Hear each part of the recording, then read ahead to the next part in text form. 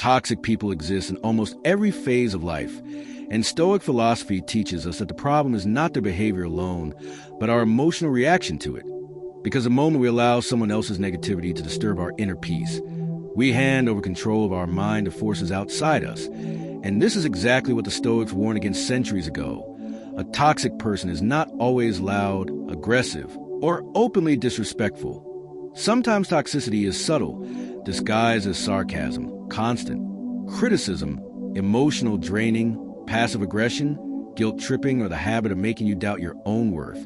And the danger lies in how slowly this behavior seeps into your mental space until you start questioning yourself more than them. But Stoicism begins with simple truth. You cannot control other people, their opinions, moods, or actions, but you can always control your response, your boundaries, and your inner discipline. And this understanding alone becomes a shield stronger than any argument or confrontation. The first step in dealing with toxic people is awareness, because many people suffer not because of toxicity itself, but because they fail to recognize it early, often mistaking manipulation for concern, control for care, and disrespect for honesty. And Stoic thinkers emphasize clarity of perception, seeing things as they are, not as we wish them to be. So once you identify toxic patterns such as constant negativity, lack of accountability, emotional manipulation, or disrespect masked as humor, you stop personalizing their behavior, understanding that toxicity usually reflects unresolved issues within them rather than a flaw in you. One of the biggest mistakes people make is trying to change toxic individuals, believing that patience, explanation, or sacrifice will eventually fix them. But Stoicism teaches radical acceptance of reality, not resignation but clarity, meaning you accept that some people are unwilling or unable to change. And once you accept this, you stop wasting energy on impossible expectations and redirect that energy towards self-preservation. Emotional detachment is often misunderstood as coldness, but in Stoic practice it means observing without absorbing, listening without internalizing, and responding without emotional reactivity. Because reacting impulsively gives toxic people exactly what they want: attention, control, or emotional leverage, while calm, measured responses remove their power over you. Silence, when chosen consciously, is not weakness but wisdom. As Marcus Aurelius himself wrote, that the best revenge is not to be like your enemy, and by refusing to mirror toxic behavior, you protect your character and mental stability. Boundaries are another core principle in dealing with toxic people, and Stoicism views boundaries not as walls of hostility but as lines of self-respect, clearly defining what behavior you accept and what you do not. And this may mean limiting conversations, reducing emotional availability, or even creating physical distance when necessary, without guilt, because preserving your mental health is not selfish. It is responsible. Guilt is a favorite weapon of toxic individuals, often making you feel responsible for their emotions, reactions, or failures. But Stoic philosophy reminds us that each person is responsible for their own inner state, and carrying someone else's emotional burden is neither noble nor productive. So when guilt arises, ask yourself whether you are truly responsible or merely conditioned to feel that way, and release what does not belong to you. Another powerful Stoic tool is reframing, where instead of seeing toxic people as enemies, you view them as teachers testing your patience, self-control, and emotional discipline. Because adversity, according to Stoicism, is not an obstacle but the path, and every interaction with a difficult person becomes an opportunity to practice calmness, clarity, and restraint. This does not mean tolerating abuse or disrespect, but rather choosing responses that align with your values rather than your impulses. Communication with toxic people should be minimal, clear, and unemotional, avoiding over-explanation, justification, or emotional disclosure, because the more personal information you share, the more material they have to manipulate. And Stoics valued simplicity in speech, saying what is necessary, no more, no less. Sometimes the healthiest decision is distance, and Stoicism does not glorify suffering for the sake of endurance. Instead, it promotes wisdom in choosing environments that support virtue and peace. So if someone consistently drains your energy, undermines your confidence, or disrupts your peace despite clear boundaries, stepping away is not failure but strength. Forgiveness, in Stoic terms, is not about excusing harmful behavior, but freeing yourself from resentment, because holding on to anger only poisons the mind that carries it, while the toxic person often remains unaffected. So forgiveness becomes an act of self-liberation, allowing you to move forward without emotional baggage. Self-reflection is equally important, as Stoicism encourages examining our own reactions honestly, asking whether we are seeking validation, approval, or control from toxic individuals, because unmet emotional needs can trap us in unhealthy dynamics. And by strengthening self-worth and inner validation, we reduce vulnerability to toxic influence. Daily practices, such as journaling, mindful reflection, and negative visualization, imagining potential challenges calmly, prepare the mind to face difficult interactions without emotional shock, making you less reactive and more grounded. Patience plays a crucial role, not passive tolerance, but active composure, understanding that not every battle deserves your energy, and not every comment requires a response, because peace often lies in selective engagement. Stoicism also teaches compassion without attachment, recognizing that toxic behavior often stems from pain, insecurity, or ignorance. And while this understanding can soften anger, it does not obligate you to remain in harmful situations, as compassion for others should never come to cost of cruelty to yourself. Building a strong inner life, through discipline, purpose, and self-respect, naturally reduces the impact of toxic people. Because when your identity is rooted in values rather than external approval, negativity loses its grip. Over time, as you consistently respond with calm boundaries and emotional neutrality, many toxic individuals either change their behavior or remove themselves from your life. Not because you fought them, but because they no longer find access to the emotional reaction they seek. Ultimately, dealing with toxic people is not about controlling them, fixing them, or defeating them, but about mastering yourself, your reactions, and your environment. Because true power, according to Stoic wisdom, lies not in dominance over others, but in sovereignty over your own mind. And when you embody this principle, toxicity becomes noise rather than threat, allowing you to move through life with clarity, dignity, and inner peace regardless of who stand before you. In the second phase of understanding how to deal with toxic people, Stoic philosophy shifts our focus from external management to internal mastery.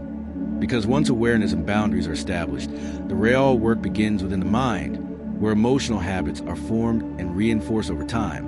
And the Stoics believe that long-term peace is not achieved by changing circumstances, but by training perception, meaning that even after distancing yourself from toxic influences, memories, resentment, self-doubt, and emotional residue may linger, silently influencing decisions and self-image.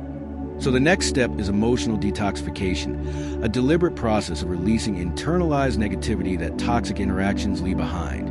And this begins with recognizing that prolonged exposure to toxicity often conditions people to doubt themselves, over-explain their actions, seek permission to exist peacefully, or anticipate conflict even in neutral situations.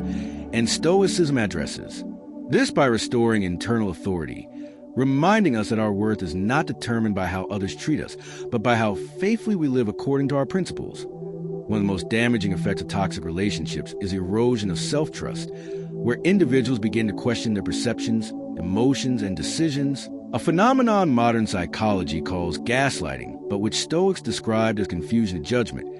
And the remedy lies in rebuilding clarity through reflection, journaling, and deliberate self-dialogue, asking simple but powerful questions such as whether reaction is based on facts or assumptions, whether guilt is earned or imposed, and whether fear is protective or habitual. Stoicism emphasizes that emotions themselves are not enemies but signals, and when dealing with toxic people, emotions like anger, sadness, or exhaustion often indicate violated boundaries, unmet needs, or prolonged self-neglect. So instead of suppressing these feelings, the Stoic approach is to observe them calmly, extract their message, and respond with reason rather than impulse. Another critical aspect of healing from toxic influence is releasing the need for validation, because toxic individuals often condition others to seek approval, making peace conditional on compliance.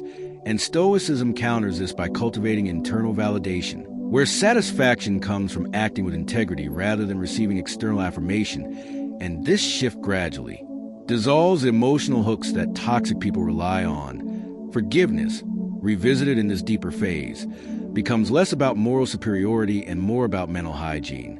Because holding resentment keeps the toxic person psychologically present even in their absence, while forgiveness allows the mind to reclaim its space, not by denying harm, but by refusing to let it define the future. Stoic forgiveness does not require reconciliation, explanation, or closure from the other person, because closure is an internal decision, not a negotiation.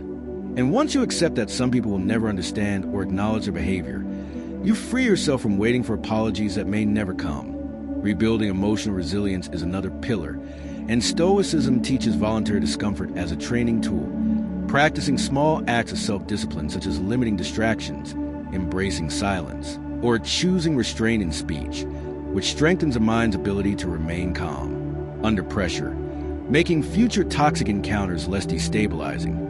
The concept of emotional independence is central here, where your peace no longer fluctuates with someone else's mood, approval, or behavior, and this independence is cultivated through consistent routines, clear values, and purposeful living, because a mind occupied with meaningful goals has less space for external negativity. Stoicism also encourages selective association, recognizing that character is shaped by environment. So surrounding yourself with emotionally stable, respectful individuals is not avoidance, but wisdom, as healthy relationships recalibrate your sense of normalcy after prolonged exposure to dysfunction. Another subtle but powerful practice is cognitive distancing, where you mentally separate a person's behavior from your identity, reminding yourself that someone's inability to communicate respectfully does not diminish your worth. And this mental separation prevents emotional fusion, a state where another person's emotions feel like your responsibility. As healing progresses, you may notice a desire to explain yourself less, defend yourself less, and engage less in emotional debates, which is not apathy but growth, because Stoicism values conserving energy for what truly matters, and many conflicts persist only because both sides continue feeding them with attention. Self-respect becomes quieter but firmer, expressed not through confrontation, but through consistent choices, such as leaving conversations that feel draining, declining invitations that compromise peace, and prioritizing rest without guilt. The Stoics also warned against bitterness, a state where past pain hardens a heart, making one suspicious or closed off. And to prevent this, they practice rational compassion, understanding human imperfection without excusing harm, allowing openness without naivety, and trust without blind attachment. Another important realization in this phase is that healing is non-linear, and occasional emotional triggers do not mean failure, but reveal areas still in recovery. And instead of self-criticism, Stoicism recommends patience, treating the mind like a muscle that strengthens gradually through consistent training. As inner stability increases, toxic behavior becomes easier to identify early, allowing quicker disengagement, because intuition sharpens when no longer clouded by fear or dependency, and this early recognition prevents repetition of old patterns. Ultimately, dealing with toxic people evolves from a defensive strategy into a way of life rooted in self-mastery, where peace is not negotiated but maintained through discipline, awareness, and values. And the final Stoic lesson is that you do not need to defeat toxicity, expose it, or prove anything to anyone, because the highest form of freedom is indifference to what is not aligned with your character. And when your actions consistently reflect calm strength, clarity, and self-respect, toxicity loses its relevance, becoming something you acknowledge without absorbing, observe without engaging, and move beyond without regret, allowing you to live with steadiness, dignity, and a deep sense of inner security that no external behavior can disrupt.